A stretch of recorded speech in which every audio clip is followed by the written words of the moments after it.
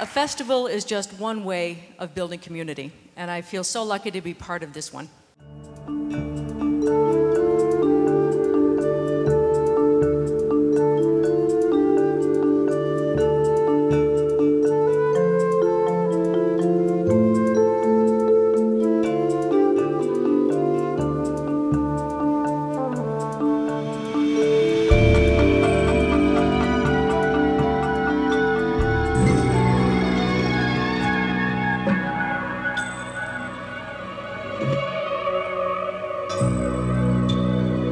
All sorts of areas of science that's coming into the art world, and for instance, there's studies into what is love, and you start heading into poetry, and there's a study of vision, but then if you study art with vision, it makes sense. So yeah, I think there's all sorts of overlaps and things that science can teach art and vice versa. I kept humming something by Mozart. Well, you see, my friends, I was working on a very difficult mathematical equation, and Mozart is so much better for my thinking.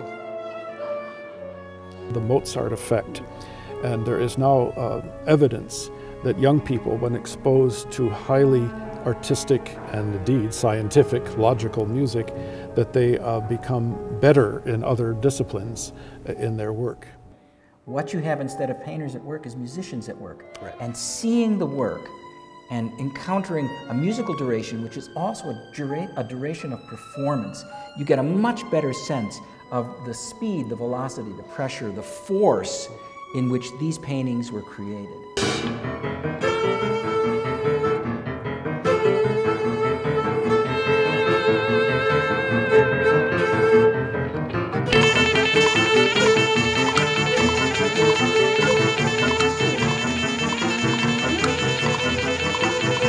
How did you put together this? I hate to use the word eclectic, but it's apt.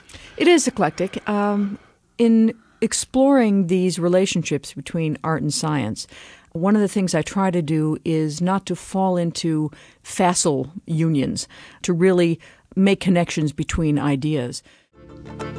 But this presentation is not so much about devastation. I know you've already seen dramatic images of all these events in the media. Instead, I'd like to take you on a tour behind the scenes. A new videotape from Indonesia for the first time shows the devastating tsunami as it barreled through Aceh province 2 weeks ago.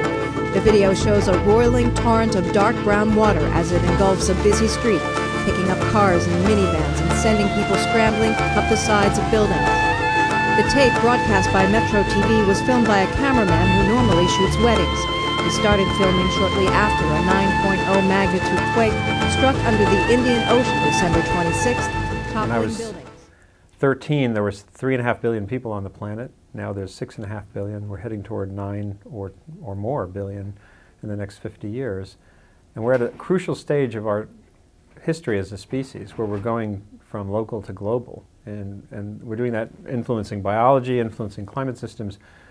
And our trajectory right now is to be ever more influential. So the question is, how can we do that without and limit the irreversible harms that might attend it?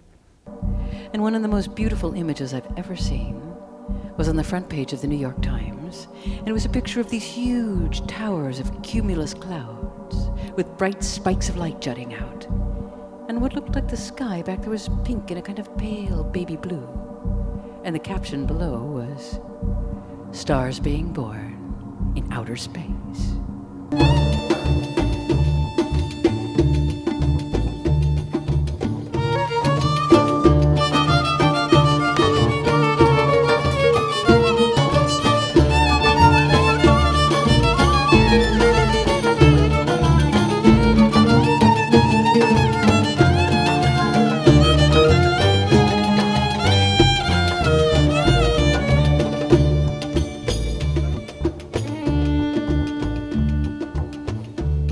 I hope that people won't be deterred by the notion of driving a distance in winter, because Ithaca we pride ourselves on saying it's centrally isolated, but it's also centrally located. Made from a part of a light fixture, a median ring that goes around a globe, and again an axe handle, and this beautiful I bought this in a store. I rarely buy something, but this was, I found, it's a paintbrush that's meant to paint molding.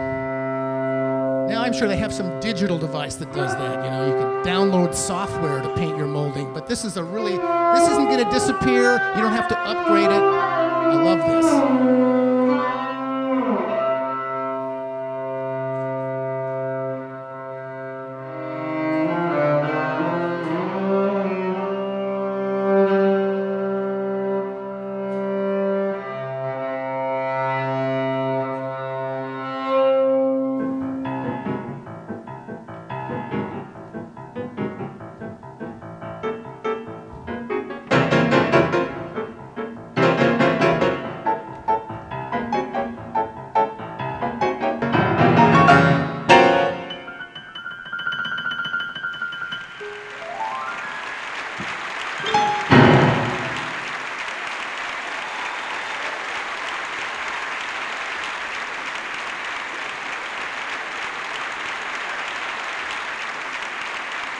I really enjoyed participating in Light and Winter because I got to meet people I would not otherwise have come across. I got to see myself in relation to experience I hadn't mastered. It was nice to be outside of the area of my expertise and yet welcomed in because of what I could bring. For me, each year's Light and Winter is a community that comes together, and some residue of it stays and enriches the lives of the larger community before whom we appear.